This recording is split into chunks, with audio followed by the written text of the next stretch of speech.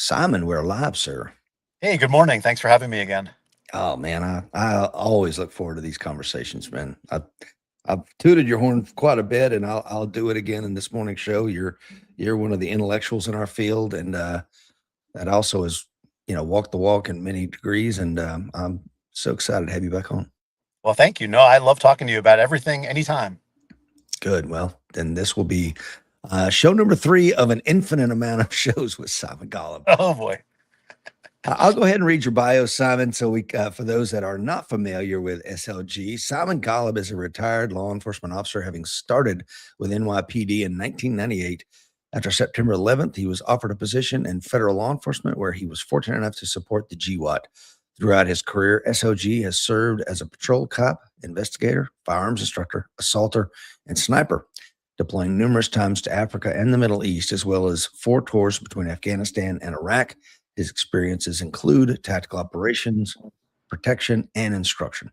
Responsible for the development of a detachment-wide firearms and CQB program while serving as a member of a full-time federal tactical team, he has taught and trained with numerous law enforcement and military special operations groups, as well as a who's who of top private schools. SOG's original and continuing interest in the firearms field is effective performance-oriented concealed carry.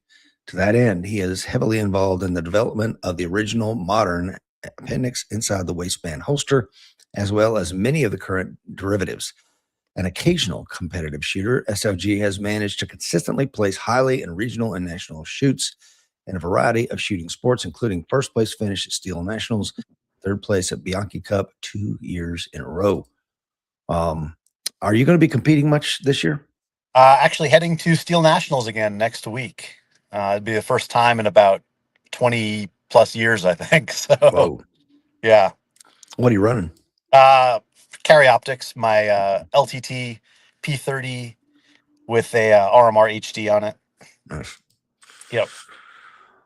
Lots of stuff going on, man, since you and I talked. And I kind of, you and I in the green room before we came on, were kind of talking about the Old Dominion thing. And heck, let's just kind of start there. For those that are just waking up this morning, maybe you haven't seen the news, there was a terrorist attack at Old Dominion University. The ISIS-inspired U.S. naturalized citizen, I think from Sierra Leone, asked, where's the ROTC building at? Because I think he was a former soldier, wasn't he, Simon? I don't have the details on that. Like I said, this is something I've been watching, but I wouldn't claim to know a whole lot about it. Yeah, he barged in, and of course, Allah Akbar, and started shooting. And the first casualty that I've seen come out of it was the Army Lieutenant Colonel shot and killed. But then this is where you and I were talking. What happened next, son? I mean, it's the kind of thing that we've been sort of hoping, I think, America would get back to, right? Like we those of us in the community have always carried pocket knives generally. I started in high school when I could get away with it. Mm-hmm. And this guy carrying his pocket knife, probably not allowed to carry a gun, I'm guessing, given the circumstances and everything, but did what Americans are supposed to do and took the fight to him with what he had and did a great job from what I can tell. Yeah. Simon, of course, is a former FBI agent, and it was funny. The FBI spokesman didn't even know how to say it. Did you see that? She was kind of like, "Well, he unalived the person," or something like that. It was kind of weird. Like it's sort of like the new term, I guess, people are using. That was silly. Yeah. If you're joining us this morning, I've got multiple platforms going on. We're over there at Mike Seeklander Shooting Dash Performance YouTube. We're also on American Warrior side of YouTube, as well as Facebook. Thank you to the 10 folks watching live. You and I were either texting or emailing, I don't know, last week or two about the ICE shooting. Let's talk about, and then I've got a great series of questions, but there's so much going on in the world right now. Yeah. Before we get into Renee Good, let's go back to, I saw a thing, Simon, where somewhere out of Europe, they're not sure where, there's a series of numbers being broadcast. Have you seen this? I haven't seen that. You're the second person who's mentioned it to me, but I have not had a chance to run that down. What's the deal there? I don't know, man. There's a series of randomized numbers. It'll say in Arabic, attention, attention, attention, and then it will repeat the series of numbers again, and then it'll say attention, attention, attention, and then repeat the numbers. And of course, somebody's been mysteriously jamming it, but every time they jam them, they just hop a frequency and start it all over again. So Could that be the reason we've seen the rise of attacks since we attacked Iran? I don't know. What are your thoughts? I mean, it's certainly possible. I guess, again, this is not my area. I didn't work a lot of international terrorism stuff. I would say that stuff that is being used to probe us happens on a pretty regular basis. This could be something just like that. It certainly could be a message to people. I just don't know. You've seen reports probably of like potential attacks in California with drones and other things coming up. Uh, I think most of this stuff is never going to pan out. But when you throw enough stuff at the wall, you make people nervous, you make people react to potential threats. It sort of accomplishes the same goal in a lot of ways. We use resources and time and we divert our energy from stuff where maybe it should be. So I don't know what it is, but it's probably one of those. Yeah, I couldn't agree with you more. I think a lot of but as far as these attacks, I hate to say it, we had the one, and of course you were a police officer in New York, and we had the where Two guys. the Gracie Mansion, the two guys throwing the bombs. What were your thoughts when you saw that? Well, first of all, I'm glad that they were charged federally and not locally, because who knows what would Mhm. happen in New York State. They'd probably get the Medal of Freedom or something. Mhm. And again, their incompetence is probably what led to the successful outcome on our end. Had those bombs gone off, things would have been a lot worse. Thankfully, a lot of the people we deal with are somewhat incompetent over the years, and we've gotten lucky because of that. Um, and I've said this forever, right? And I'm not trying to be rude to any agencies or people that are still out there, trying to do a good job with it. But the reality is that when people are determined and skilled, we don't do that well being attacked. And that doesn't matter really what level you're at. Ambushes are ambushes. They're Mhm. hard to counter, they're hard to deal with, and we get very lucky that people are not able to pull them off effectively most of the time. No, 100%. When we're going against a trained state-sponsored adversary, and they have time to plan and they have the financing to do it, and they get to choose the time and place of the attack, it doesn't end well for us, and it never has, and it probably never will. But thank God for incompetence. Yeah, I mean, for truly, I mean, thank God. absolutely. The And number of bombers who blew themselves up overseas, bomb makers, I should say, not just S-vest guys and stuff. But yeah, we got very lucky with a lot of that. if you haven't watched the last week's show, I interviewed one of my very good friends for over 30 years. We were in the Marines together. Him and his Marines in Fallujah found the largest cache of weapons probably in history of warfare, but definitely in the history of OIF. Go back and watch that show. It's a fantastic show. And, I think they did 20,000-ton shots to blow this stuff up, if that gives you an indication how Yeah, massive it was. And of course, the Marine Corps being the Marine Corps, nobody got a medal. Everybody got a certificate of combination, which is just a piece of paper. Thanks for doing your job. You got paid, didn't you? But a fantastic show. And that's one of the things he and I talked about was if you hadn't have taken this off the battlefield, and the Army had been there 3 times before him and his Marines got there with ground penetrating radar, it could have been used in New York City. It could have been used in your hometown or mine. yep, yep. Not to mention against more troops overseas. Yes, sir. Exactly. So the New York City thing, one of the things that bothered me about it is if you go back to the summer of love and George Floyd and everything like that, you had New York City, their defensive tactics program was flipped on its ear. Did you see what they did with that? You mean with the Gracie Jiu-Jitsu stuff? Yeah, no, you cannot put your knee on anyone's back Yeah, ever. If they catch it on film, it will be an immediate charging offense. yeah. So when I saw everybody polyester pylon the two terrorists, I'm like, well, there's 1 charge, 2 charge, 3 charge, 4 charge. Uh, I want to see it. That we got to do it. I'm sorry, but all those heroes are going to have to go through court, and I hope they do. I mean, I'm being a smart ass, of of course. course, for those listening, but this is the kind of stupidity when you put things out there like that. That well, you can never put ever, never, ever. It's never appropriate. Really? What about a bomb throwing terrorist? Think that might be a good idea to pin his ass to the ground? What do you think, son? So the NYPD, no different really than a lot of other agencies, but it banned blood chokes many years ago because somebody misapplied one and bad things happened. Um, The Department of Justice, a few years before I left, banned blood chokes as well, unless deadly force was justified. And when you remove such a useful tool based on one bad incident, you make it much more likely that people are going to need to use more force down the road. And so not only is that a terrible way to conduct business, but in this case, as we see, like, you can ban what you want, but when things happen, people are going to do what they're going to do to solve the problem. And I would say that probably maybe the prosecutors in New York aren't happy, but probably most New Yorkers are happy that it worked out the way it did. Mhm. And so, kind of like with ambushes, I would say that, law enforcement fights are absolutely a matter of luck in many ways, right? Like, we get lucky and we don't want bad things to happen. And a pig pile in New York is a very common way of handling problems. Sometimes it goes badly, sometimes it goes well. In this case, everything went well, and the people that they were using them on, certainly didn't deserve any kid glove treatment. So I'm sure nobody's going to complain at all, right? But had it gone worse, or if it had turned out that they weren't bombs or something, I Mhm. bet you people would be yelling at what was happening there, because you just can't make them happy one way or the other. That's true, man. Tony, former Marine, former police officer, says there's been bad shoots. We should ban guns from Leos. Like, you can make the same stupid argument. Yeah, it. Well, I guess what annoys me the most is, yes, hiring standards should always be higher than they are, and training standards should be higher than they are. But fights are not clean, clear-cut things, no matter who's Mhm. doing it, no matter what skill level is involved. And American politics, I'll just say in general, seems to have lost sight of the fact that we cannot legislate easy, clean solutions to everything.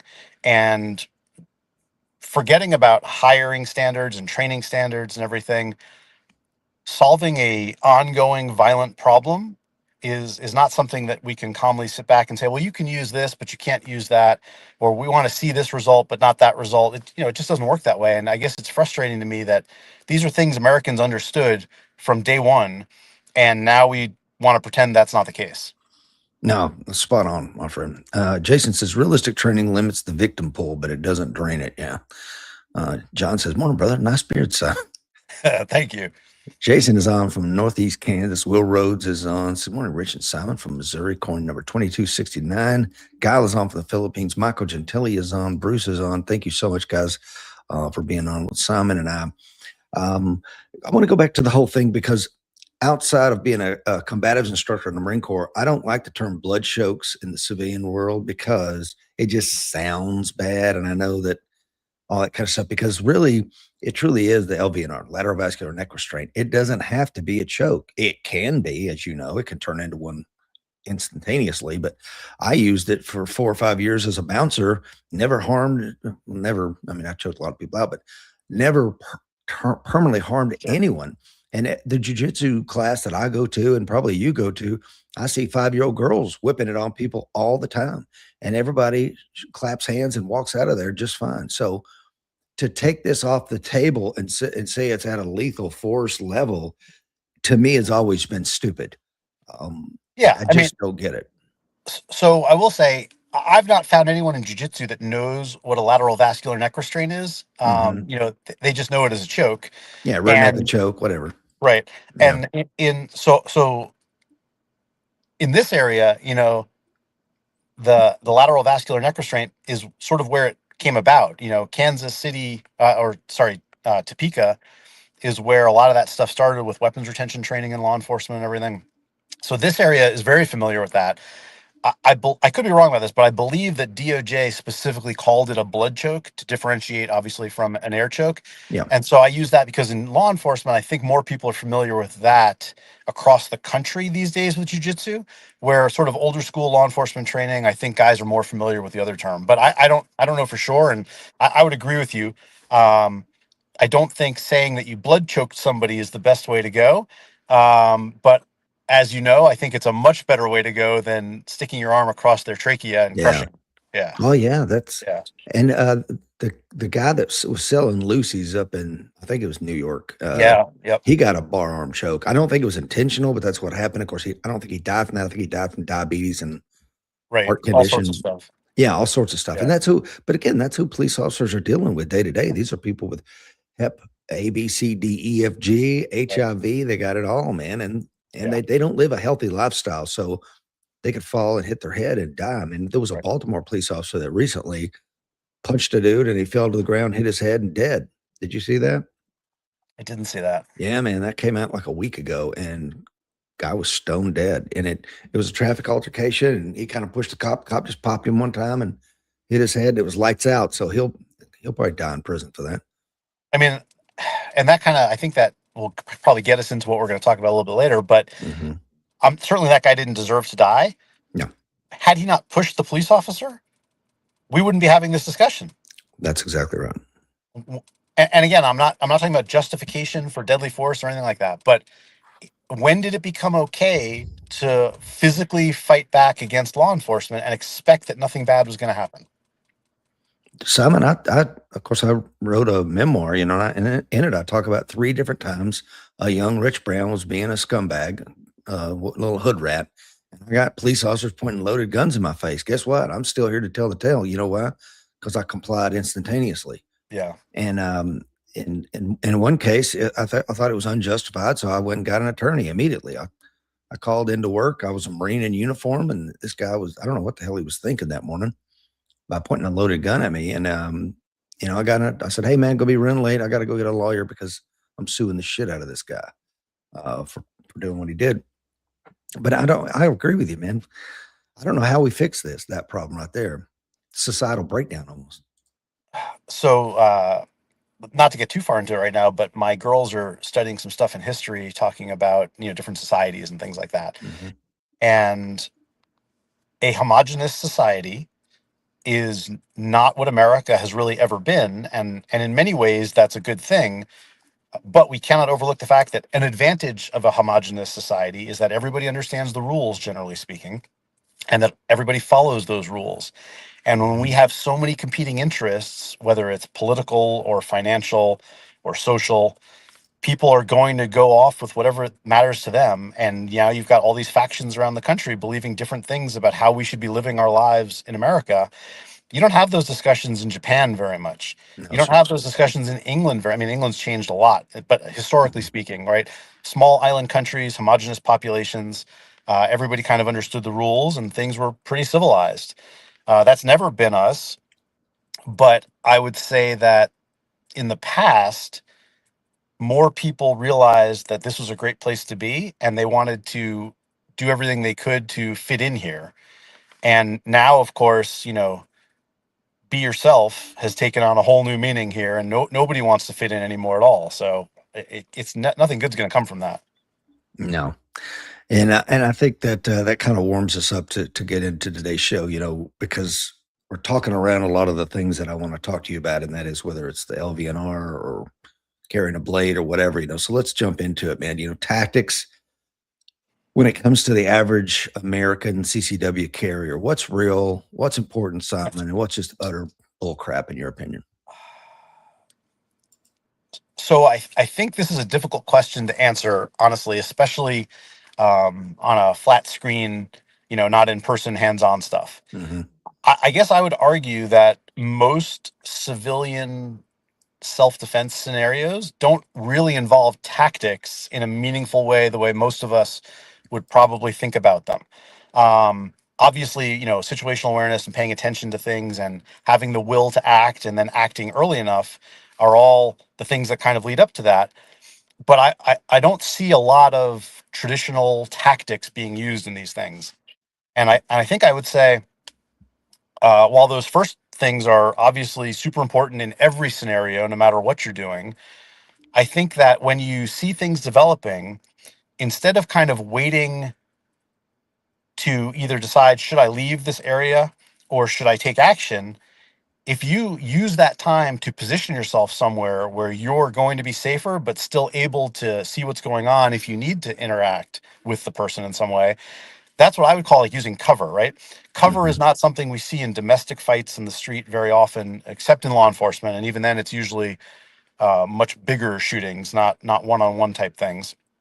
Um, but I think good advice as a civilian is leave. Like, it's not your job Mhm. and it's not your responsibility. And I don't think that I don't think that's a particularly useful attitude for an American to have in general, except you are responsible for taking care of your family first and foremost.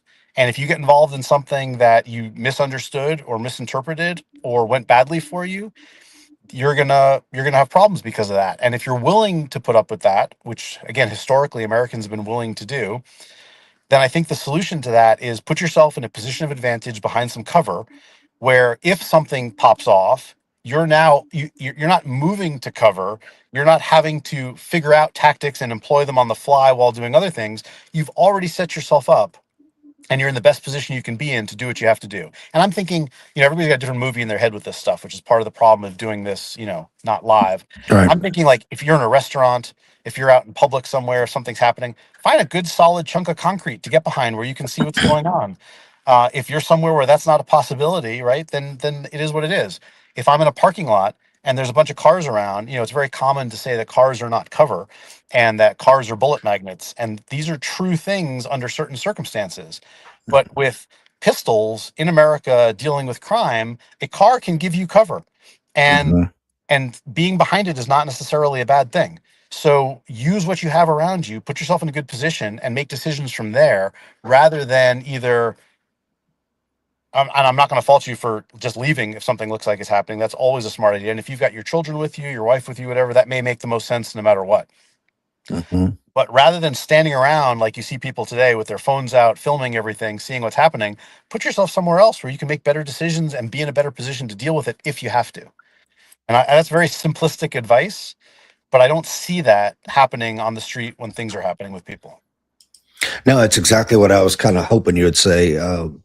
And I think that when I think of tactics for a CCW carrier, much like you, I'm thinking like the ShivWorks coursework on managing unknown contacts, Yeah. stuff like that. You know what I mean? And then using things in your environment, whether to me, once you leave the car, it's just a piece of terrain. It's just a piece of terrain in a parking lot. It may be cover, it may be concealment, it may be none of those things. It's contextual. A shopping cart can be great for maintaining some semblance of distance. So yeah, that's all great. And leave solid advice. I mean, no, fantastic advice. Johnny King says great advice. Project 1868 says best car podcast. Jay Bill's another one. Dr. Fuller is on, says my favorite self-defense product now that I'm an old retired guy is my shoes. What are some good live fire drills for patrol officers who train on their own? I think that was one of the questions I had for you, Simon. Maybe like question number 7, but while he's asking, you want to go ahead and tackle that one? I don't. I teach firearms, right? I don't Mhm. know that I can answer that. It's Now such a you're large. known for the fast test, and you're going to jump over that one. I mean, so we spend days on the range doing this kind of thing, right? I am not the kind of person. I'm not a drill guy. I'll be honest. I'm not a Mhm. drill guy. I enjoy shooting other people's drills. Friends of mine are very good at coming up with drills, and I think they're very useful. But I'm not a drill guy. I am a fundamentals training guy. And the closest thing I can come to that, I think, in explaining the difference is if you're on a football team, you will spend time running plays, which are strategy and tactics to a certain extent, right? But you're also going to spend time simply getting up out of a 3-point stance and hitting something hard a couple feet in front of you and doing that over and over and over and over again. And that's really more my focus when it comes to shooting. There are only a few things that matter when it comes to how you grip the gun, how you press the trigger, how you use your sights, and we can run those things in different variations over and over and over again so that you have an absolute ability to break a clean shot at whatever speed is appropriate for what you're trying to accomplish. And I don't do that with let's try this drill, that drill, the next drill, let's do these other drills. I just don't do that. I focus on the fundamentals and we work those really over and over and over again. I think jujitsu is a great example, right? Like if you can't shrimp, Mhm. you're going to be I mean, a shrimp is a very easy thing to do. There are lots of people who do not have the physical ability to shrimp well. Mhm. You're Some going to be people are stuck more, in side control for a yeah. long I time. mean, some people are more athletic than others, right? And so it Mhm. comes easier to some than others. But at any level, you need to work on your shrimping. And if you're just doing it to warm up and you do a bunch up and down the mat, that's great. If you're good at it, that's probably all you need. But if you cannot do a shrimp, then you cannot do a lot of other things. And Hmm. so the drills that I like, that I enjoy shooting, are based on my ability to shrimp first.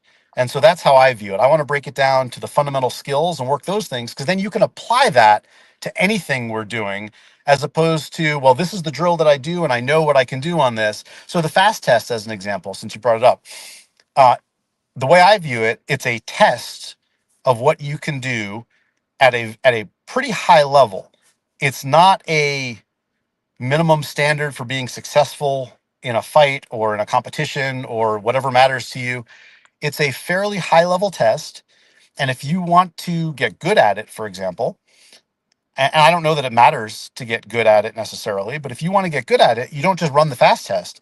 You break it down, or what other people would consider the Explain it fast if you would, drill. Simon, for those Yeah. that don't know, Yeah. please. No, I'm sorry. That's a good point. So 7 yards, we have an 8-inch circle and a 3x5 horizontal index card, basically.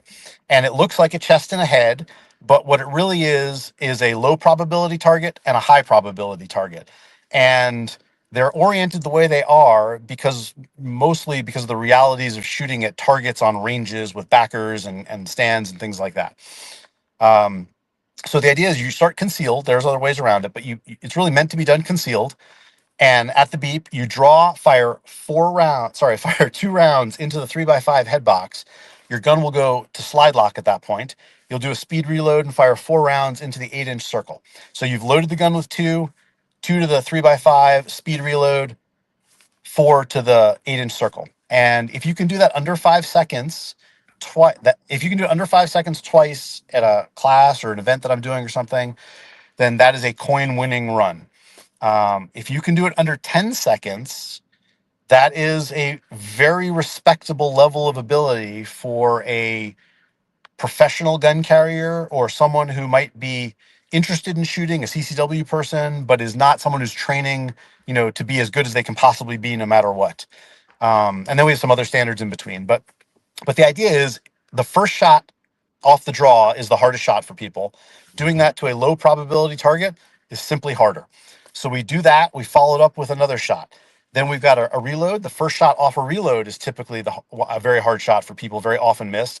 But now we're going to go to the bigger target, and we want to be able to follow that up with faster splits. So it's not the be all end all in any way. It's a very good, very concise, short test that covers draws, reloads, hard to hit targets, easy to hit targets, fast shooting, more precise shooting. Really covers a lot for 6 rounds in a few seconds. But a lot of people treat it like a drill, and it's Hmm. not a drill. If you want to get better at it, drilling it is not the way to do it. The way to get better at it, and again, sort of my philosophy for everything we're talking about, work on your draw to a small target. Just work on Hmm. that. If you can't do that to begin with, then there's no point in the rest, right? Work it from a high ready or for a low ready or whatever. Then incorporate the draw. When you can do that, add a second shot to it. Then just work your reloads. Can I do one reload two cleanly? No problem. And of course, we do one reload two because we want to get a good grip on the gun. If you do one Yeah. reload one, people will fudge their grip in order to get a faster shot off, knowing they're going to hit this pretty big target. We don't want those kinds of habits. So one reload two, in order to keep a good grip, is the way to go. When you've got a good reload, now you can do your draw to the head box and do your reload. Now we can work on how fast can you shoot your follow-up shots. If you do everything well, you don't have to shoot them that fast. Like quarter second, 3/10 of a second splits will get the job done most of the time. Some people will go super fast, right? And then they leak one out somewhere. So break it down into the components, work those things. When you have those individual things, now you have real skill that you can apply to anything you're doing. And that's really how I view it for everything we're Hmm. talking about. And there are people who've gotten to a high level of shooting still doing it a different way. I in no way suggest that what I do is the only way to do it. Of course not. But there aren't that many guys that shoot at a high level anywhere.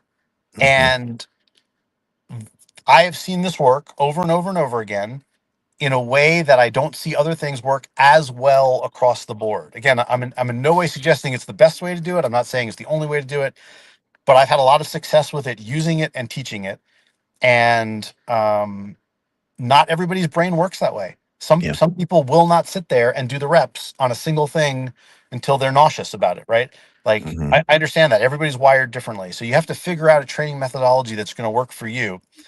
But we've talked a little bit about this in the past. Whether it's lifting, jujitsu, shooting, whatever, discipline is the issue here. Yes, sir. Uh, the best people in the world might be pretty motivated because they enjoy what they're doing, but nobody stays motivated all the time over decades of doing something. And so discipline is what allows you to do this. Yeah, if you can't wake up in the morning and get out of bed and be a functional human, it's not motivation that's lacking, it's discipline. Mm. And that's how I view shooting as well. So it's not glamorous, but I think it gives you real skill to fall back on when maybe you're not feeling excited about something. Hmm. No, I love it. I've been thinking a lot about the idea of self-discipline and personal accountability and stuff like that. But I can't think of discipline outside of sacrifice. What are you willing to give up? Is it sleep? Absolutely. Yeah. You know what I mean? Is it, I don't know what it is, but I think that, I've got all the self-discipline in the world, but I'm not willing to give up my Saturday, or I'm not willing to give up this. Like, well, then I don't know how you're going to be successful, because it requires, if you want to be that guy, it's going to require sacrifice. And it might mean sacrifice your time, your body, your money, maybe even your life, if you choose to be that guy, like the brave ROTC student that pulls out that knife and goes to work when he hears like the new beep time needs to be Allah Akbar, and then that's your go command, because that's kind of the world we're living in right now. If you could market a timer with that, I'll buy one. Yeah, I'm on it. I want to get to some of the comments coming in, because they're fantastic here. Let's see. John says having a good situational awareness and evaluating the environment is great advice. Dr. Fuller is on, says this instruction method is spot on. Teach someone to do math, and it doesn't matter the test you will give them; they will do math. I want to talk to that, because I've always said the three things I took out of 4 years of wasted in high school was, number one, I took a typing class, and just like that, learning how to type has been everything, right? Learning algebra and building Excel formulas. Man, I never knew when I joined the Marine Corps I was going to be doing a lot of math later on in my career as an officer, but so much of it was, like if you want to calculate how many tires are we going to go through, or how many recruits do we need to get to Paris Island in order to build so many Marines with given these numbers of attrition. And I think he's onto something, man. And I also think that once you know how to shooting in isolation, then I can hire somebody like you, like, okay, Simon, I'm shooting at a decent level. Show me some tactics, brother. And here's the mission, or here's the operational environment I'm going to be in. I need help. And you evaluate my shooting and you go, Rich, you're ready or you're not ready. Go back to the square range and put in work. Am I understanding that correctly? I don't know if I'm necessarily understanding exactly, but I guess I would say so. I don't specialize in tactics, right? I think they are super important, and I Mm-hmm. learned them as a priority very early on, and they have kept me from injury many times over the years. So I in no way am downplaying the importance, necessity. I would, and so all right, let's just get into it then. I guess Yeah. there's some people that I really respect who probably have a lot more experience than I do. Um, and I've heard them say things like shooting skill is more important than tactics. Mm. And I don't agree with that in any way at all. And I suspect that they are thinking of something different than I'm thinking of, Mm-hmm. because I haven't talked to them about it. I haven't heard a full explanation of it. But my experience is most police officers are not very good shooters. No, hell But, no. but most of them win the fights they get into Mm-hmm. because of acceptable levels of tactical ability. Mm-hmm. And sometimes, of course, just by pure luck. Obviously, we're not going to discount that. Um, but one thing I think the NYPD did a very good job of when I was in the academy, and I have no idea if it's better or worse now, there were a lot of lessons learned from, 150 years of policing or whatever it was at that point. And I think they knew they weren't developing high level shooters in any way, right? So you weren't going to quick draw your way out of a bad situation. But one of the very early things they learn, and again, this is a little bit of strategy, this is a little bit of tactics, right? It all kind of blends together with the stuff we're talking about on an individual level. little bit of situational awareness. One of the things they really drummed into you at the academy was a good cop never has to draw their gun fast, because your gun should already be in your hand before you need it. Yep. And that is problematic in today's society with some of the nonsense that's going on. But that has kept more police officers alive, I think, especially in New York, maybe, than other things. Because, and we see this on video. I mean, there's so much video of it now. People don't have a good grip on the gun. The gun bucks all over the place in their hands. They don't hit what they're aiming at. The gun malfunctions in fights way more than we'll see on the range, Glocks and everything else. And it's because they don't have a grip on it. And when you're under stress and you're a low-level shooter and you go for your gun at speed because you're panicking a little bit, you're probably not getting a great grip on the gun. Instead, if you draw the gun in advance and have a good grip on it, you've removed a huge impediment to getting that gun into the fight effectively.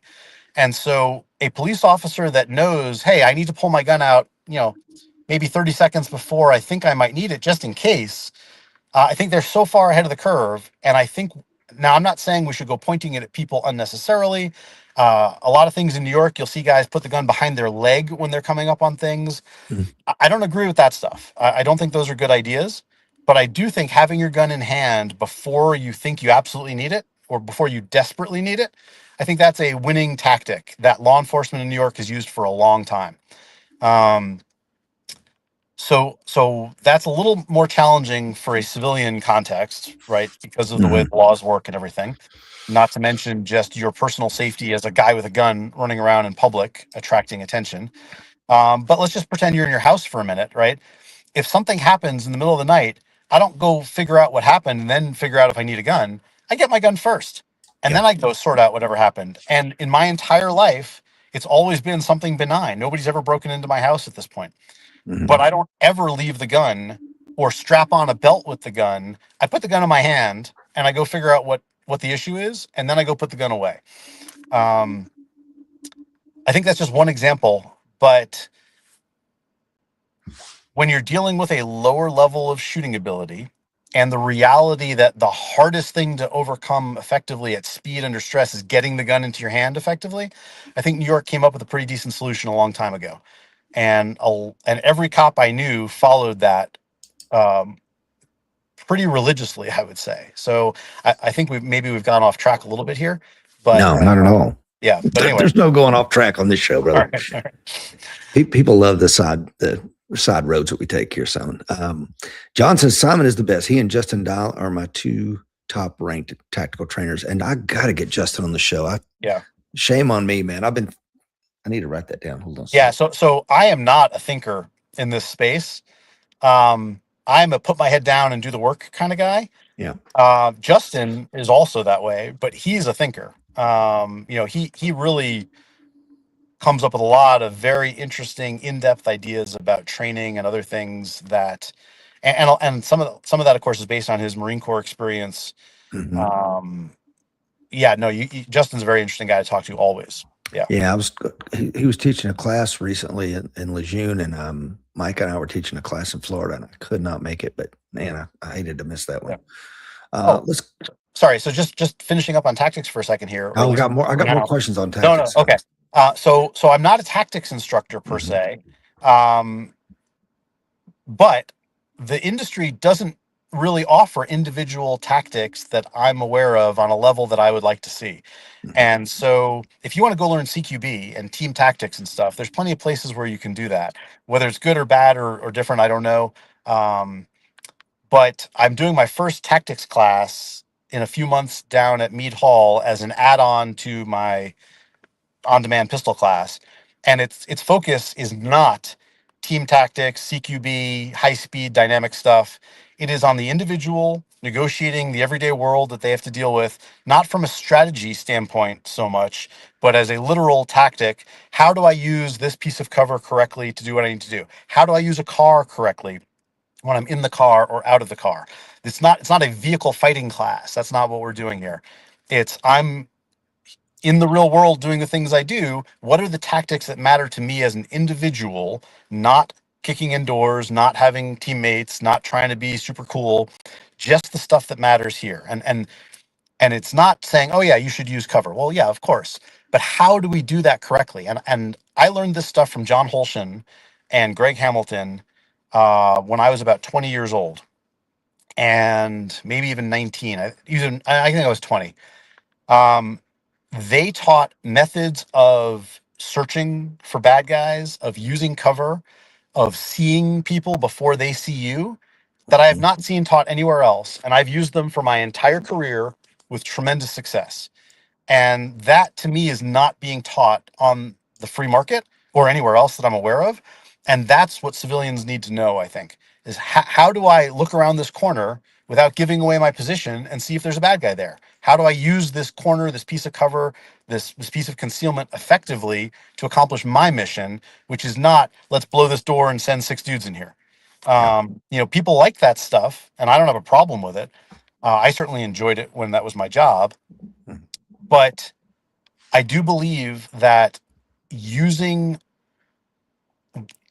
individual tactics at a high level contributes to everything else you can do. And if you don't understand how to negotiate a corner or a doorway by yourself in a non-dynamic environment, and of course fights are always dynamic, but we're talking about a pre-fight tactic at this point.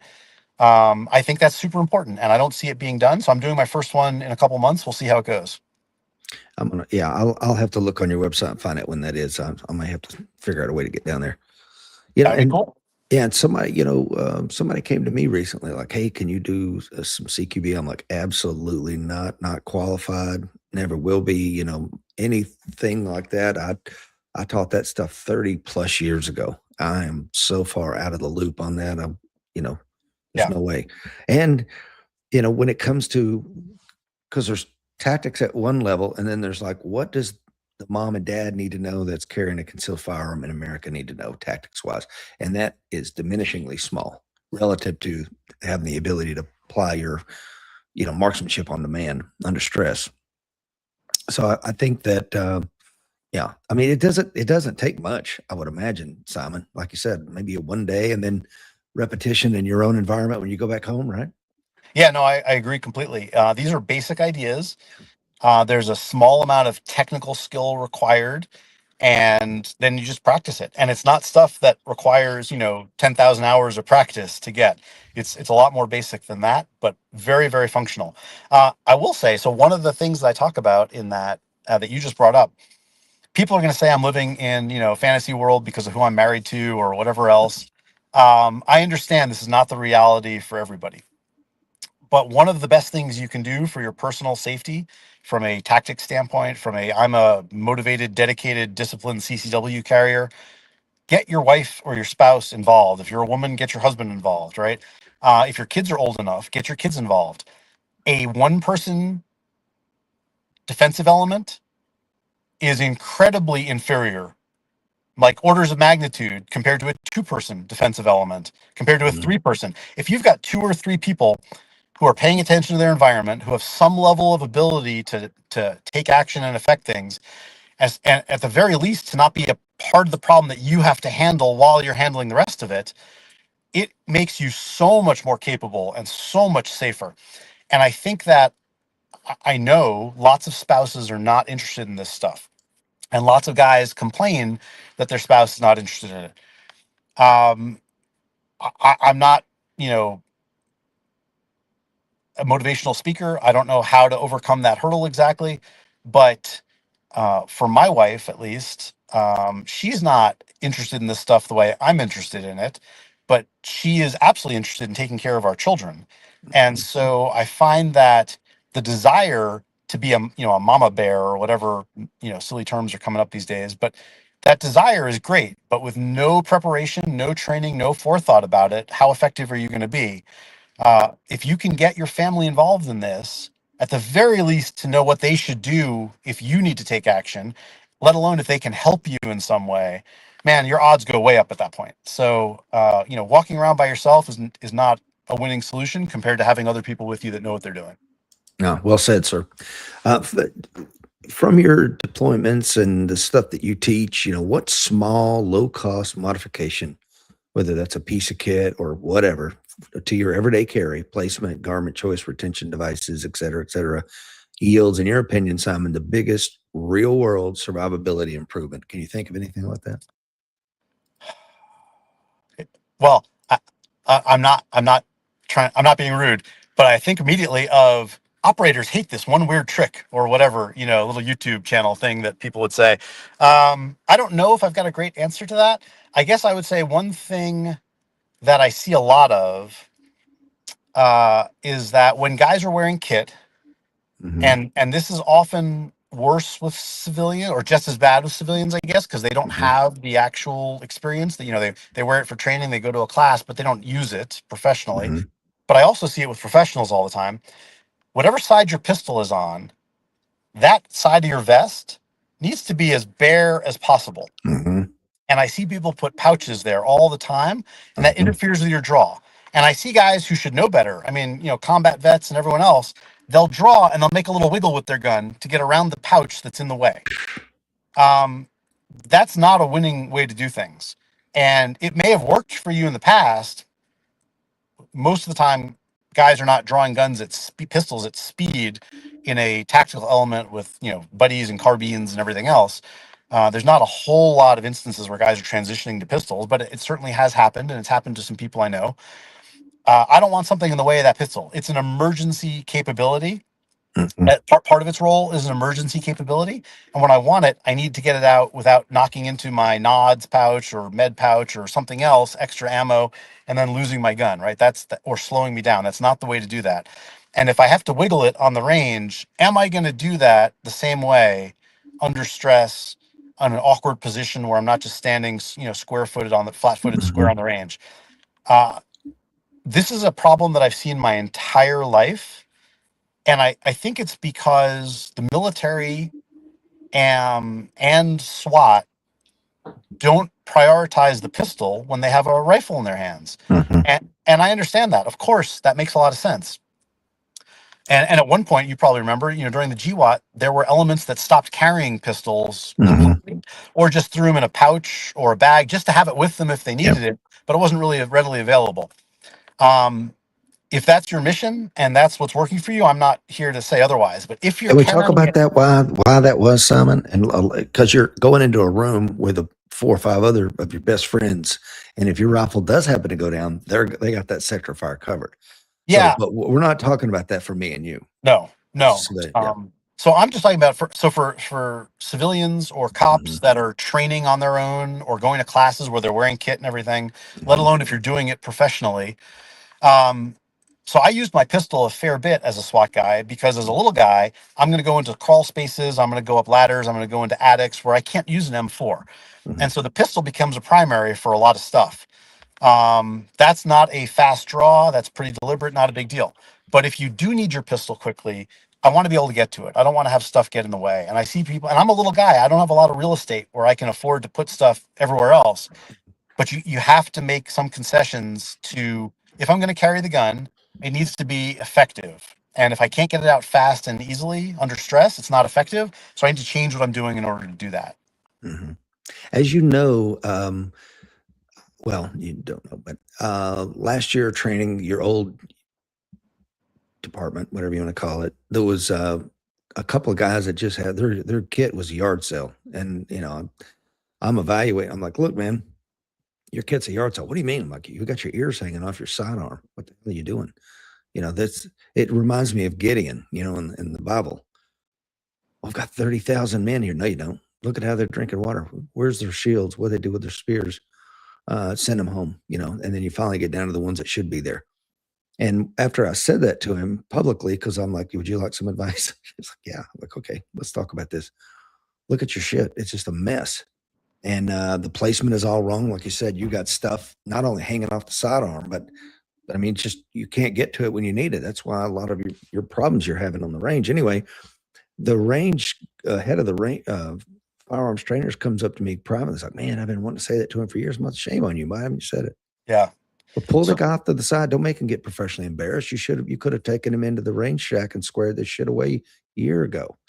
Don't wait for some guy to come out of nowhere to square you people away, especially at this level. But as you know, your old job, a lot of them were accountants who then got into that agency, right?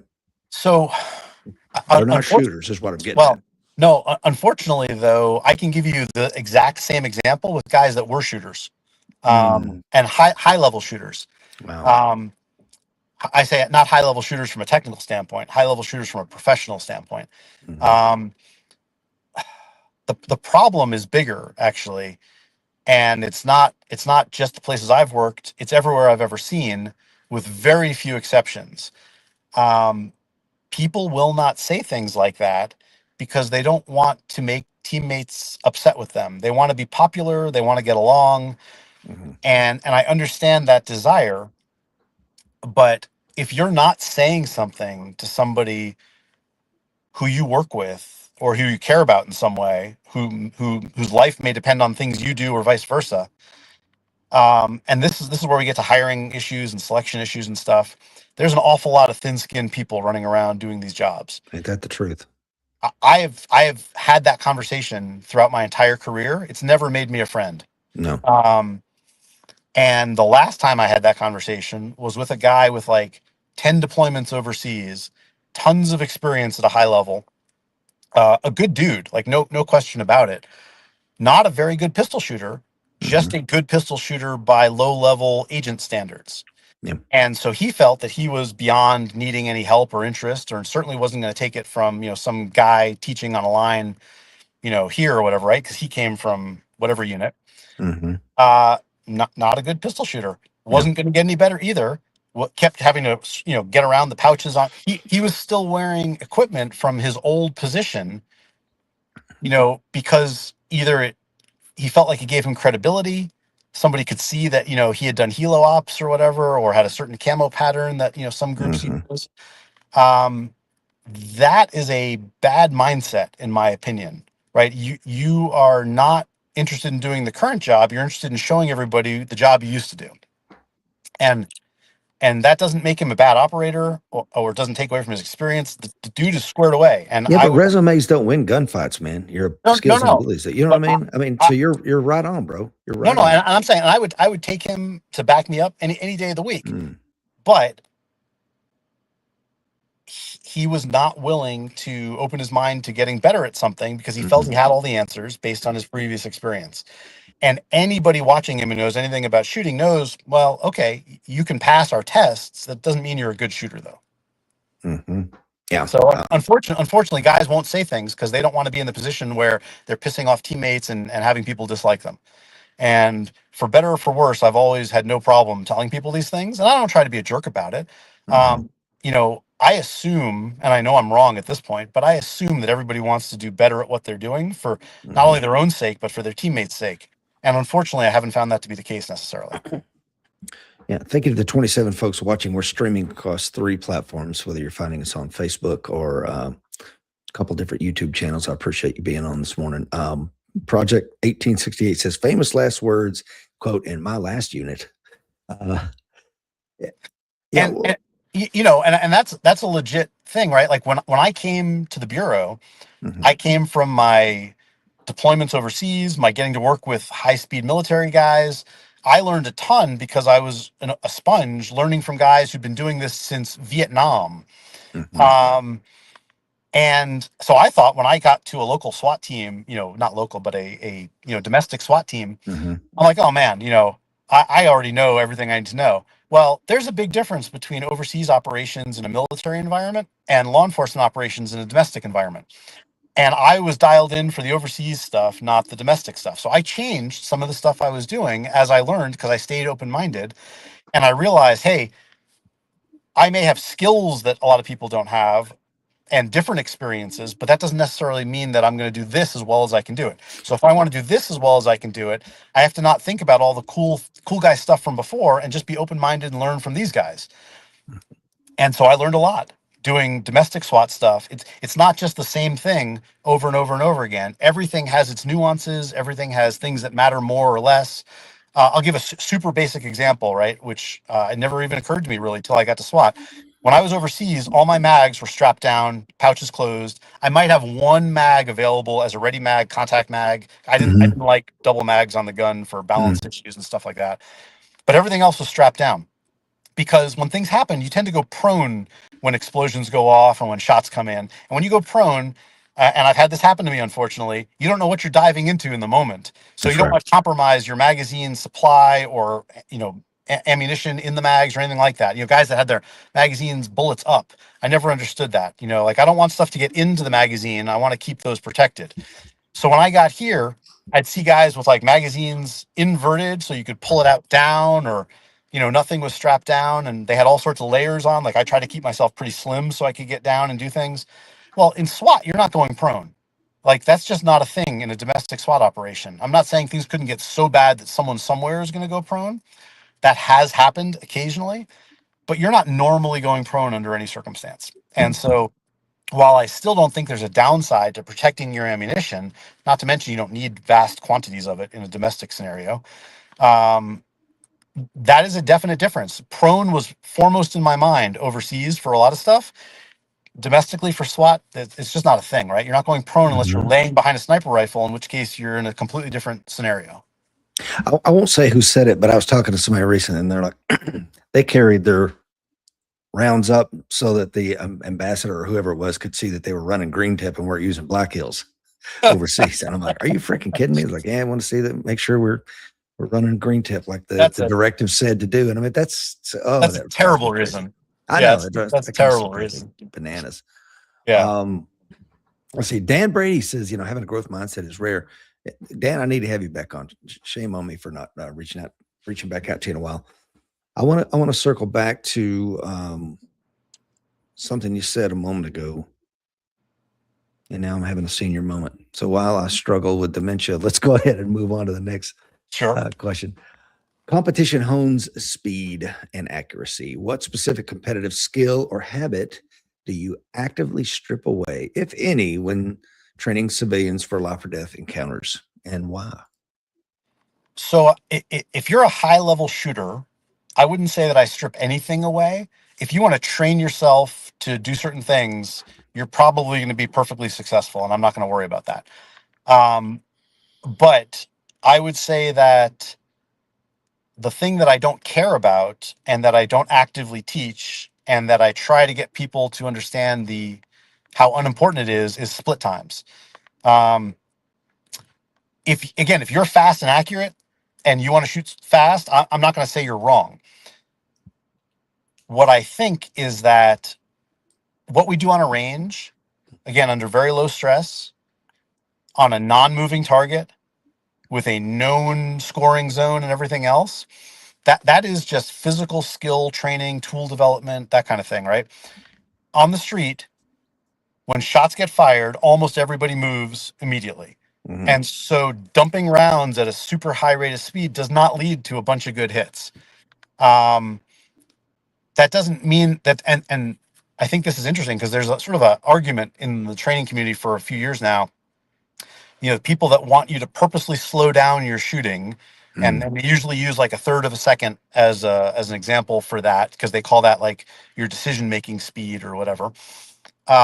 Versus people that want to learn to shoot at a high level, who think that those people are just, using it as an excuse for not training at a high level and getting better. I don't agree with either one of those camps at all. I believe in shooting super fast, super high speed from a training standpoint for skill development. For me, because I'm an enthusiast and I want to shoot well. Yeah. For any kind of shooting at live things, people, animals, hunting, self-defense, the speed that you fire shots is never, in my opinion, the solution. The accuracy of those shots absolutely is.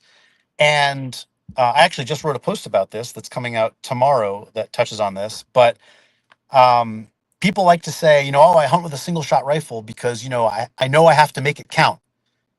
Well, you have failed in your training if you need a neutered magazine to make your shots count. I've hunted with semi-autos, with everything else. I only have one bullet, as far as I know, because the second I press that trigger, that deer is not, either they're dead on the ground or they're running, and they're either going to die shortly or they're going to run away, and that's going to be that. There's no like, I've got follow-up shots. Not that people don't take follow-up shots at animals sometimes. I understand that. That's never my goal. My goal is a dead animal immediately. And from a self-defense standpoint, while death is not the desired outcome, stopping the threat is the desired outcome. The faster you stop the threat, the safer you are. And the way we do that is with good shot placement. So I don't have 15 splits that I'm going to dump 6 rounds at a target, because the target's not going to be there to catch those other rounds. I want a good shot followed up by, do I have a target to shoot at again? And that may involve adjusting, or it may not. But I don't need to go cyclic on the gun. That doesn't lead to good results. And I don't need to purposely slow myself down to an artificial level. I need to be cool, calm, and collected and make my shots count. And that could be a wide range of speeds in between. I'm purposely going slower or whatever versus I'm going as fast as I can. So I don't agree with either one of those philosophies. And I think we need to actually see the target and have the target tell us what we need to do. Yeah. No, I absolutely agree with you. And went pheasant hunting a year or so ago, and never really done that before. But it speaks to kind of what you want, because the bird or birds get to do what they're going to do. And if I'm concerned about splits when the thing I'm shooting at is moving, I'm focusing on the wrong thing. What I need to be focusing on, let's say this is the threat, because it's the same thing. We used to take when I was a combat instructor, we'd take the privates down, and we had the big ISMIT or FATS trainer, whatever they were called back then, and put the students online. You're a rifle squad walking down the street of Ramadi, whatever, and then a jihadi would run across the screen, and all the Marines would shoot. And they've got I'm sure you've used those trainers before. They have CO2, and it's cycling the bolt and all this stuff. And then we would play back. Then nobody shot them, and their shots are going that way. Like, oh, I got great splits. I'm like, you got great shit. You didn't hit anything. So I think, yeah, it's great. I think it's a real problem. Again, this is one of the biggest artificialities, I think, of firearms training. And there are ways around it, but not convenient, easy ways on a live fire range. We're shooting at static targets we already know in advance. We know the distance, we know the size, we know what counts, we know what doesn't count, and we can push ourselves, or we can dial it back and make it look nice and neat in the center. These are all things that just don't apply off of the range. And since you brought up the FATS type simulators, I have this discussion with every agency I go to. They are one of the most valuable training tools there are for starting to bridge the gap between range training or dry fire and simunitions or real world experience. And it's not that they're realistic, but they're a fantastic example of getting you to make decisions in real time with evolving situations. The better systems, of course, for my entire life, basically, have tracked your muzzle movement, your trigger finger pressure, your shots, your splits. It gives you so much feedback about what you're doing. And lots of agencies have these very expensive systems, and they've let them go to waste, and they don't use them, and guys don't think they're valuable. Yep. And the last agency I was at has an entire room set up, very fancy system, not one I've used before, and they use it all the time. And they were fantastic shooters across the board. They've done very well in the real fights they've been in, and they understand that range training is simply, how do I use a tool? It's not tactics. It's not decision making. You can touch on that stuff, but you can't really make it realistic. And so the next step towards that is the video simulator. And I wish I could use it more regularly now. Yeah. But as a traveling trainer, it's virtually impossible, right? Let's go back to this idea of, and I'm going to ask your opinion, because I was teaching a class yesterday, and I had the target set up at 3 yards, 7 yards, all the way out to 15 yards. So I had 4, and I'm trying to get them to only 0 down shots on an IDPA target. So and so I shot it, and I'm like, how do I say this? Because I don't want you to worry about splits, but I do want you to hear my pace shift as the targets become harder to hit. Because if not, they're going to get up there, pop, pop, pop, pop, pop, pop, pop, pop, and then they're going to have shots all over the place. How do you say that without the student misunderstanding what you're saying? You know what I'm saying?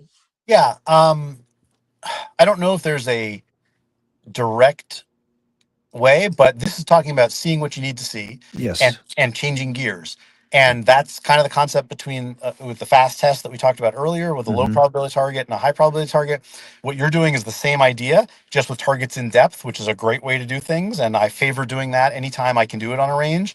Mm-hmm. A near target is easier and faster to shoot than a far target. And if you don't give them the attention they're due, you are not going to get the hits you want. And so learning to see what you need to see and learning to change gears appropriately are critical skills for developing a better level shooter. Mm-hmm. And there are a lot of people who don't have that skill. It's not a cadence. Mm-hmm. It's not a split time that I care about. It's, are you getting an appropriate sight picture or sight movie for the difficulty of the target and your skill level? And are Mm-hmm. you getting the hits? And if you're doing those things, then you're doing it correctly.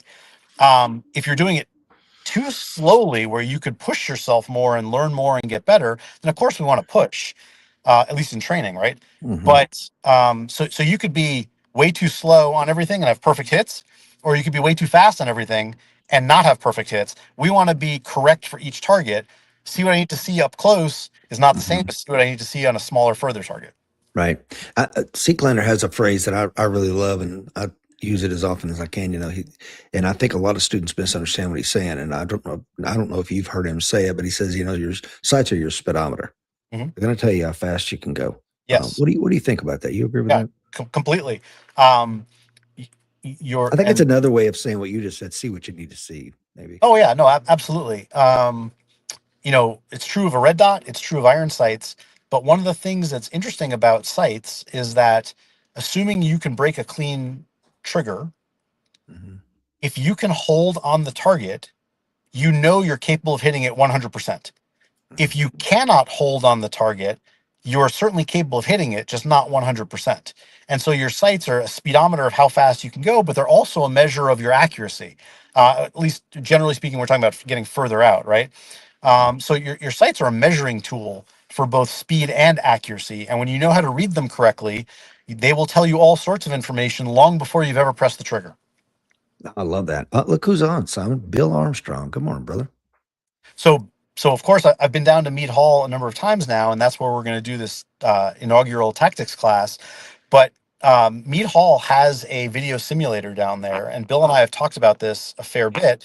And he has always been pushing its use for students.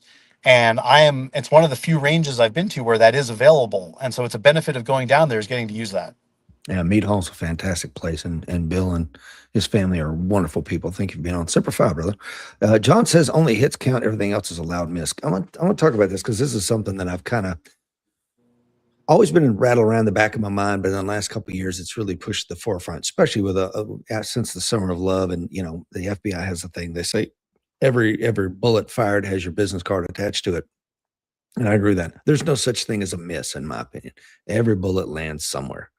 Is it going to land on the nurse 2 blocks away who's got a kid at a daycare she's going to pick up, or is it going to, hit the trunk of a car and be okay? So I think this is the way we probably should be training. I'm not saying go slow. I'm just saying it circles back to what we've been talking about. Your sights are your speedometer, and you can't buy skill. You can put all the crap you want on the pistol, but you cannot buy the skill. You're going to have to put in the reps, and that's where the secret lies. What is your thoughts? Yeah, no, I agree completely. I think so. Every bullet has a resting place. Every bullet hits. It just may not hit what you want it to. Yeah. Um, I'm in no way disagreeing with that. I mean, my whole training philosophy is I don't really care how fast you go. I care that you get your hits Mm-hmm. and that you have the self-control to make that happen, even when things are falling apart and you may want to just go cyclic on the gun. Mm-hmm. And we see this in my cold heat tests all the time, Yep. where a guy will go cyclic on a pretty, I shouldn't say pretty big, but on a realistic target at pretty close range. They'll go cyclic and they'll get a hit out of 5 had they slowed themselves down. And a lot of people don't like that term. We're not talking about training to go faster here. We're talking about you have to get your hits. Simon, if you could explain your cold heat, I love Yeah, that. yeah. So cold heat is my sort of fundamental test of what your shooting ability is when you're cold, which of course is only the first couple shots of the day. And so it's a 6-inch circle, which I think is a better representation of human vital zone than the ones we typically use. And it's at 5 yards. And 5 yards is because that's the distance of like a typical SUV or bigger sedan or something, where a lot of crime happens both in a professional law enforcement setting as well as civilian.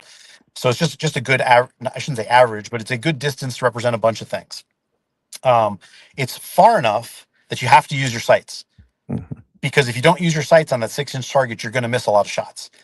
It is close enough, again, that it's realistic and that you can go fast, and you should be able to do all these things pretty well.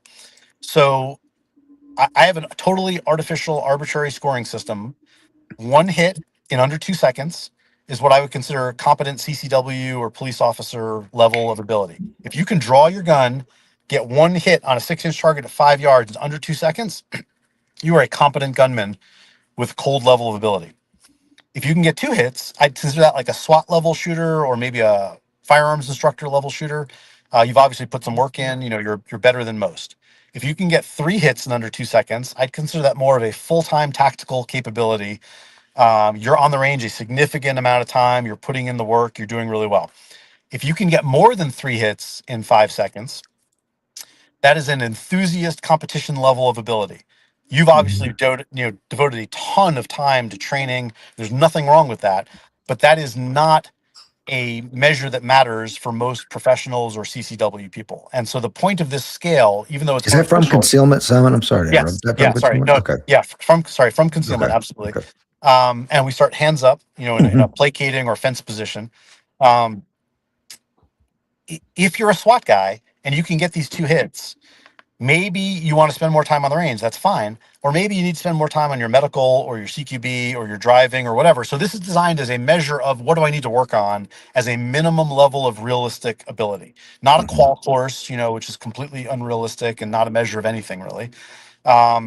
So it's designed to give you an idea of where you're at and where you need to go if you want, depending on what your goals are, right? But I see guys who are high level shooters. They'll dump 5 rounds in under 2 seconds, but they'll only have 1 hit. And if they had controlled their enthusiasm a little bit, and I say slow down, but what I mean, and this, people get offended about the slow down thing. What we're really saying is give the target the attention it deserves. Make yourself do what is needed to get the hits. I'll take 3 hits or 2 hits or 1 hit deliberately, coldly, than I will a whole bunch of high speed misses. And these guys are capable of making those hits. They're not capable of dialing their excitement level down. And that's the issue for me. It, again, we've talked about this for self-defense, whatever, right? It's not how fast you empty your magazine. It's how early and how often you get good vital zone hits. And a person who can control their mental state, their emotional excitement, and be deliberate on the gun is a much more dangerous person, I think, than the guy who's simply super fast and looks really cool on the range.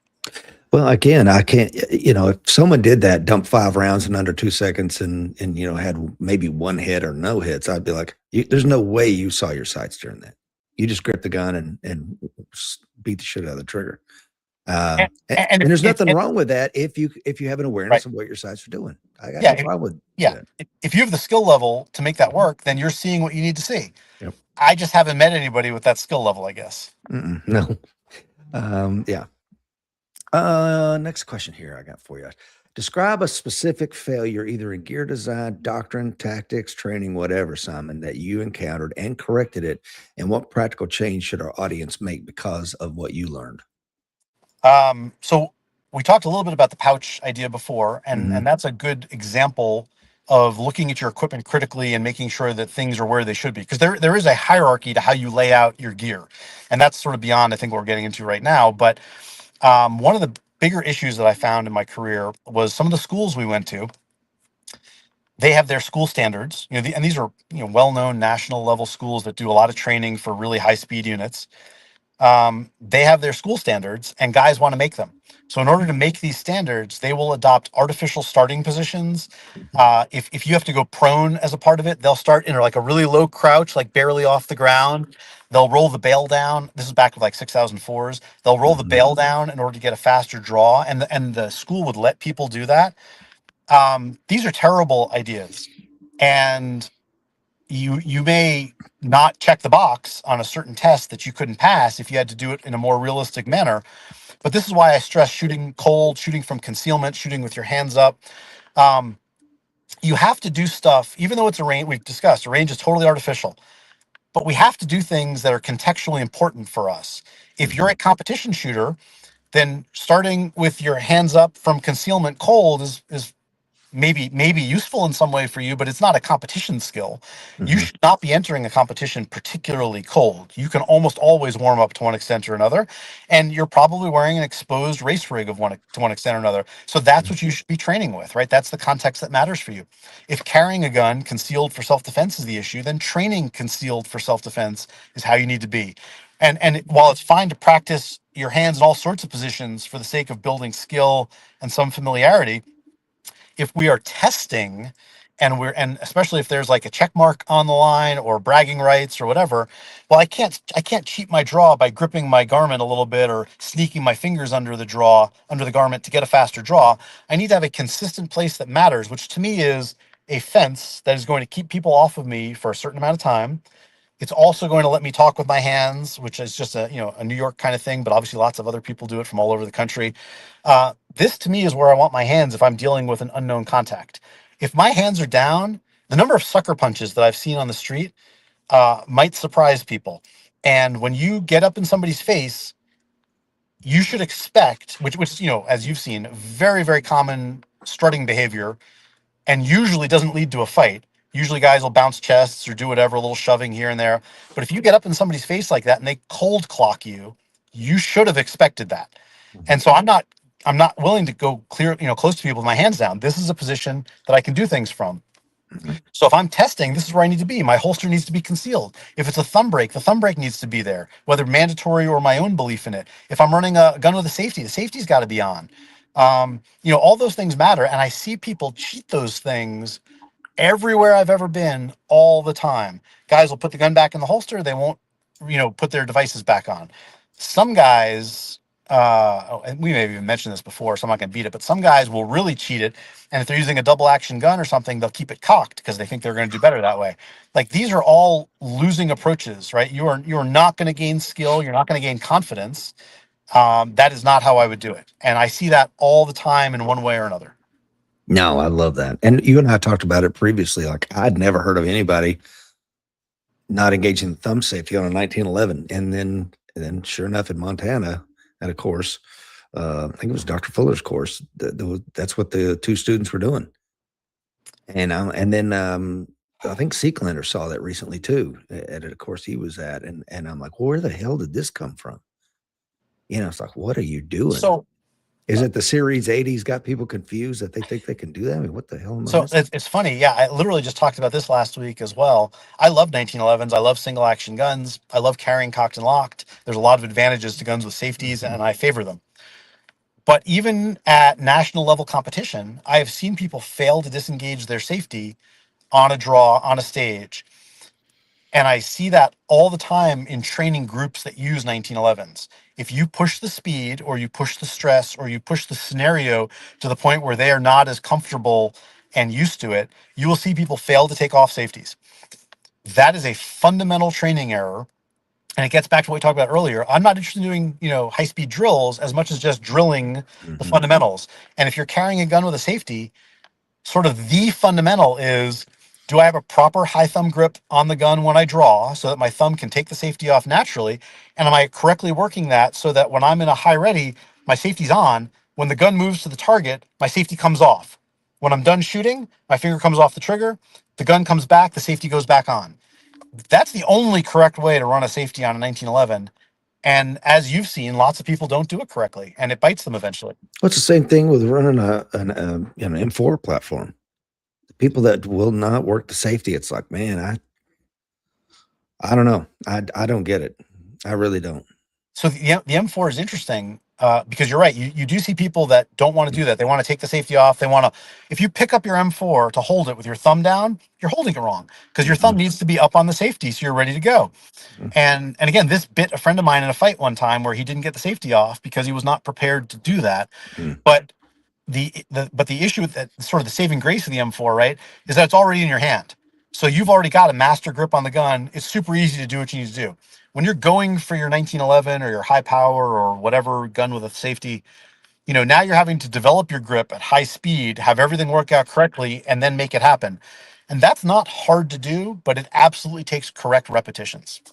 Yeah, and that's another thing. Like the things you can get away with shooting with an M4, if you're doing it right, because you got 4 points of contact, it's not there with a handgun. It's 2 points of contact, and that the grip is. So anyway, we can go down that road another day. Um, I want to go back to something that. Well, here Will Parker says this. It was his range we were training at. He says one was running a single action, double action, single action, no safety, and the other one was single action, no safety, which is a no go. I mean, Yeah. period. No, it's a terrible idea. This gentleman says, shout out to anyone with a Glock knuckle and an AR thumb bump. And finally, with the Gen 6, they cleaned that up underneath there. So maybe my Glock knuckle will start going away. Thank God. Let's see, Simon. I think I have one more question for you. Okay. The last one, I think we've already addressed, and it was dealing with this. How do you assess a student quickly with, what kind of measurable indicators are you looking for? I think we kind of beat that one up. But this one is interesting. It says cross-cultural deployments expose operators to different threat perceptions. What cultural or behavioral signs should civilians watch for that many simply misinterpret and thereby increase their personal risk? And I think that's an interesting one for here in America, because that's where I want you to talk about. I think that's a very difficult topic. Because there are definitely differences culturally, in different countries and different areas of the states even. But I think that as we've become more civilized and more urban, I think that there is a underappreciation of honor culture in general. Mm-hmm. And depending where you find yourself, you may think you're having a verbal exchange with somebody, and they may decide to take it to the next level because you've misunderstood the culture they come from. I don't have an easy answer to that. This has happened in law enforcement and cost lives over the years. This has certainly happened in bars many, many times and other places. Um, and I don't know that I can really answer that question exactly. Um, I will say that my experience overseas is the exact opposite of experience here. uh, I shouldn't say the exact opposite, but can be the exact opposite. When something's going to go bad overseas, there's often sort of a clearing out, right? Like people are not doing the things they would normally be doing there. And this was identified many, many years ago, certainly not by me. Um, things get quiet. Um, in America, if you're walking in a bad neighborhood at midnight and it's empty, yeah, that's a prime time because there's no witnesses. Mm-hmm. But that's not most people, I think. And so if you're in a busier neighborhood, it doesn't have to be bustling, but if there's people out on the street hanging around, you are at least as likely, I think, to be targeted because there are people who will use that opportunity to gain credibility with their peers that are seeing it, with girls that are around. These things happen all the time in inner cities, and having people around is not a deterrent to crime because the people in the neighborhood aren't going to say or do anything about it anyway. And the Mm-hmm. kid who's trying to gain favor with a girl that's on the street or with his homeboys that are in the area, they will do things sometimes, even though you think, well, there's a lot of people around, nobody's going to do anything. That's exactly why they're going to do That's it. exactly. And That's and exactly so right. that I don't know that that's super useful, other than like follow Farnham's law, which we've talked about a million times, right? Like, don't go to stupid places with stupid people and do stupid things. That may not apply here. You may have to do legitimate business in different areas, but if you do, certainly be aware that the commonly given advice, especially for women, right, is don't go anywhere alone. Make sure there's people around. That's not necessarily uh, something that's going to help you in any meaningful way at all. Yeah, and I want to circle back to the culture of honor. I believe it's Dr. William Cohen did that initial research on the culture of honor, I think at the University of Michigan. And what he found was that people from the South, of Scotch Irish heritage, their bodies behave differently to these responses. The cortisol level spikes, the all these, they're having a physiological response to being insulted. Mhm. And having come from that, I'm a Scots Irish Southern Appalachian guy. I normally don't get mixed well with anybody from like Jersey or New York because they'll talk to each other in a way that will, Me neither. I'm telling you, we had a class one time, a guy paid, $2,000 to be there, and he pissed me off. And, next thing you know, I'm like, hey man, you ever say something like that to me again, I'm gonna smash your face in this gravel in front of everybody. And to him, this is just how they talk wherever Yankee place he's from. And it's like, no, you say that to a man down where I'm from, you're going to get your teeth knocked out with a 2x4. Yeah. We just don't do that. Now, Thomas Sowell has written a book, a really interesting book about, it's called White Liberals and Black Rednecks. It's a fantastic book. I don't know if you've read it. I'm a big fan of Dr. Sowell. I'm a huge fan of him. I have not read that book though. It's a fantastic book. And what he's saying is that there was a cultural transference from the Scots Irish to the enslaved Africans, that culture shifted to them. And then as they moved into Detroit and out to California and wherever across the States United, they have that same culture of honor that the people of, the North Britons, the Scots and the Irish and the herding cultures. And it's a fantastic book, full of real data.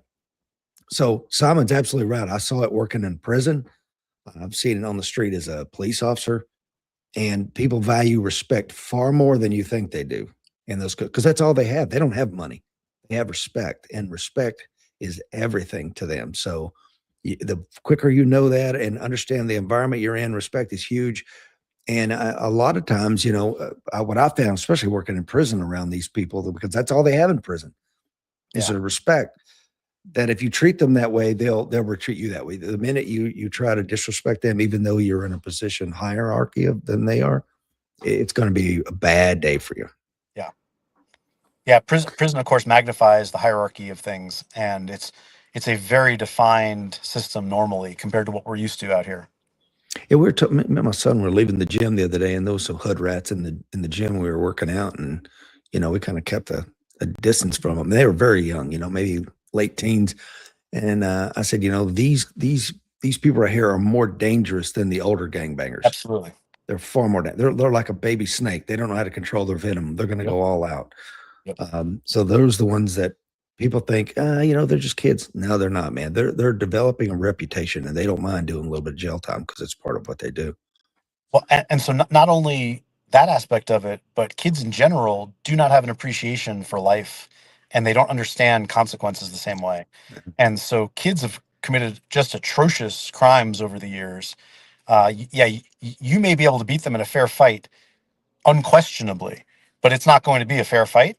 And beating up a kid, let alone shooting a kid in America in self-defense, is obviously going to go very badly no matter what. So, yeah, I would never underestimate the danger that groups of kids present. No. Bill Armstrong says that respect value is often highly skewed as to what respect is, unfortunately. Will Parker says number one reason for social violence is disrespect. Yeah, and Rory Miller has written a lot about this. I encourage you to consume his stuff as well. Simon, I've kept you on here about an hour and a half, my friend. Where can folks find you, train with you, follow you, etc.? My website is pistol-training.com. I have a course descriptions and schedule up there. I don't do a ton of courses. I try to keep it that way, but I'm always happy to, stick a course here or there if there's somebody that wants to bring me out. I'm pretty dependent on hosts who have a range and are willing to have me come out, and usually have, a student base to draw from. I don't do a lot of advertising. And I will say, like, I don't think my curriculum is for everybody. The skills are for everybody, but why do you say that? So again, like, I don't think anybody would ever argue that being able to shoot cold well and on demand well, everybody thinks those are important skills. Mm-hmm. But the effort it takes to build those is not necessarily everybody's idea of a fun time on the range. And while I've never had somebody come back and say, man, I really wish I wasn't here, or this was just way too hard for me and I couldn't hack it. I'm not saying that, but not everybody enjoys really putting in the work the same way for, 2 or 3 or 4 days straight. And that can wear you out. But I've had hardcore guys in their 80s manage it very, very well. I've had very young guys manage it very, very well. But as long as you know yourself, and if you want to put in hard work on the range and rep after rep after rep, that's the kind of stuff I like to do. Yeah, and I attended, I think, your first civilian class. Yep. It was fantastic. I recommend it to Thank you. everyone. Thank you. I would disagree with that. I think it's for anybody that carries a gun and wants is serious about it. Is it fun? No. You walk down the line consistently and you're taking notes of the clipboard and everybody's watching and you're on the timer in front of everybody. And if you haven't done that kind of stuff, because you went to one of these feel good classes, where they never put you in time, nobody's ever staring at you. You get to shoot a little bit on the line, then take a photo with whatever sexy trainer and go home. That's not this class. You're going to be pushed and not in a bad way, but I mean, a lot of the training, having been in this shooting training industry for, I don't know, man, 35 years, I learned some things and I took it away, and I just can't recommend it enough, man. Well, thank you very much. No, it means a lot to me. Yeah. Alan Kelly says, great show, lots of information. Bill Armstrong says, meet Hall in May. John Anderson says, be safe, gentlemen. Great to see you again, Simon. Great show. Yeah, it was a fantastic show. We'll do it again for sure, folks. If you enjoy this content, leave us a review. I'd really appreciate it. I know that, and check Simon out, pistol-training.com, correct? Yes. Yep. Now, and Mrs. Golob was on watching. She says, great combo. Uh-oh. There you go. Yes, it was. And thank you for sharing your husband with us this morning. So, Simon, thank you again, my friend. And remember, guys and gals out there in Warrior Nation, the fight is coming. Be ready.